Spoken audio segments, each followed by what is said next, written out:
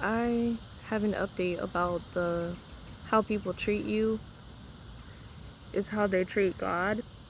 And I didn't really meet these people out. They were just kind of around me and they interacted with me and vice versa.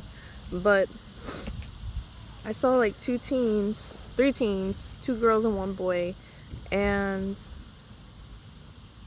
one, I think a lot of people would probably see them and they would be like, oh, they're just teens, they're just having fun, they just like 90s style, they like grunge, they like being a little aloof. But when I saw them, I realized that they have violence in their heart and they were sowing discord and they knew it was wrong, but they didn't want to stop. And I felt like they were looking for a target while they were looking like they were looking like they were just having fun. I just got bit. But anyway, I I noticed that the boy would he had fear in his eyes when I saw him realize where I was sitting at. And I remember the first time I've seen someone have fear in their eyes, and it was in my dad. Bruh, I get it. Like, you bit me. Go away now. Anyway, they anyway, my father, I remember one time we were in the kitchen and he was getting mad because he's like, you guys are not cooking the meat that I bought. And we were like, we have two freezers. We don't know that there's meat in the other freezer because you didn't communicate that. And I just saw his eyes were like this. His eyes were like, and it was like he was trying to be so angry and frustrated. And I was talking to him, well, my sibling was talking to him kindly, and he just was panicking, and all I was doing was just looking at him in the eyes.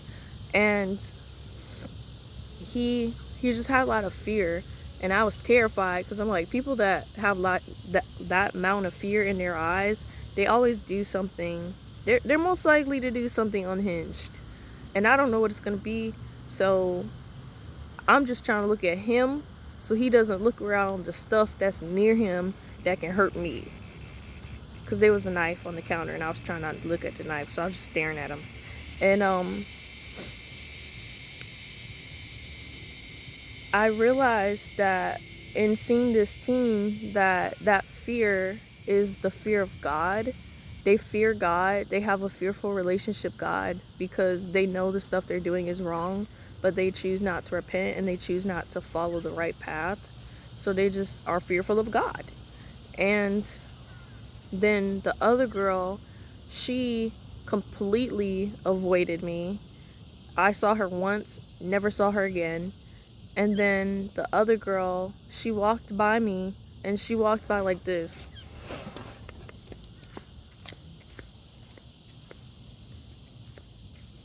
Good afternoon.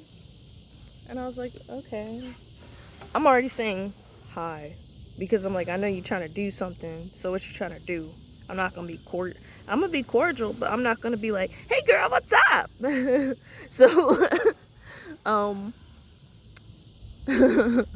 but yeah, she did that, and I realized that that same behavior I've seen within juveniles in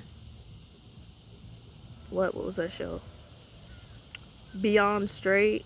What is that show? The show where they like put them in the detention center to try to scare them.